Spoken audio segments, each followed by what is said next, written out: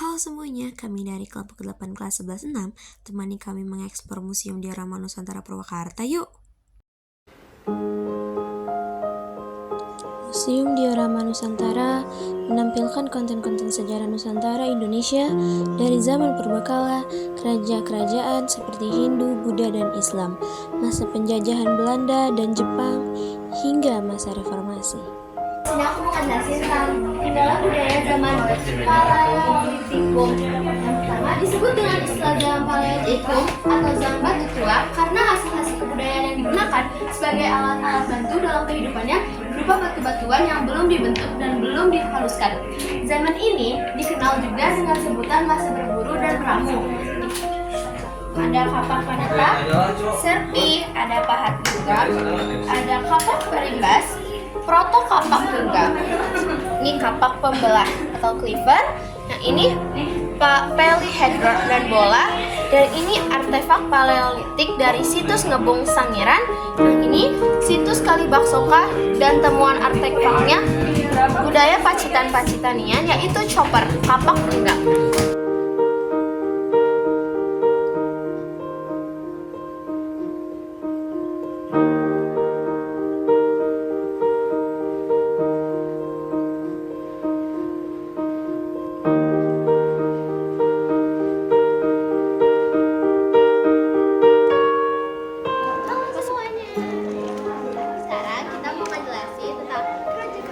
Di Nusantara. Jadi munculnya kerajaan-kerajaan masyarakat budaya di Nusantara itu tidak terlepas dari kebudayaan India. Kemunculan kerajaan-kerajaan itu dijelaskan oleh teori kesatria, teori Waisya, teori Brahmana, dan teori penyuburan. Pendapatan Bose dikuat oleh Mabet yang mengatakan bahwa Indianisasi dilakukan karena adanya kemauan dari kedua belah pihak. Dengan demikian, munculnya kerajaan-kerajaan merupakan hasil dari interaksi antar masyarakat di Nusantara dan India yang telah terjadi sejak awal abad ke-1 Masehi. Beberapa kerajaan bercorak Hindu-Bunda di Nusantara antara lain Kutai, Kalimantan Timur, Tarumanagara, Jawa Barat, Sriwijaya, Sumatera Selatan, Mataram, Jawa Tengah atau Jawa Timur, dan yang terakhir Bali.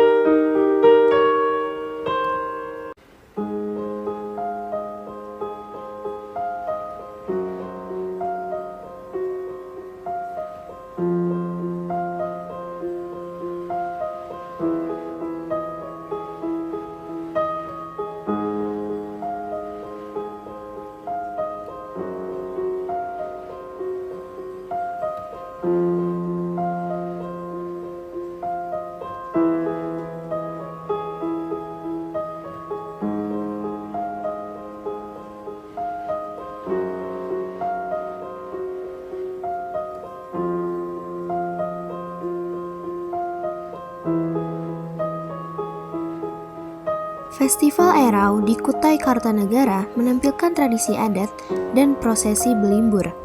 Jember Fashion Week Carnaval di Jawa Timur menghadirkan parade kostum kreatif dan megah. Festival Lembah Baliem di Papua menampilkan simulasi perang suku sebagai simbol persatuan. Diorama Purwakarta menampilkan sejarah Purwakarta serta perkembangannya dari masa ke masa yang divisualisasikan melalui perpaduan arsip, seni, dan teknologi. Di dalamnya, pengunjung akan menemukan buku digital interaktif yang berbicara memaparkan kisah kerajaan Sunda dan masa pengaruh Mataram, segmen Hall of Fame yang menampilkan para pemimpin dahulu lokal, diorama periode Hindia Belanda yang menggambarkan kehidupan kolonial, simbol perjuangan seperti Taj Haja, serta diorama sepeda ontel interaktif yang memungkinkan pengunjung mengayos negeri dengan cinta secara virtual. Koleksi wayang sebagai representasi budaya yang tetap hidup di tengah tekanan zaman, adegan pendudukan Jepang, dan upaya perlawanan selama masa penjajahan. Narasi tentang pergerakan nasional, adegan dramatis Rengas Dengklok yang menjadi titik krusial menjelang proklamasi.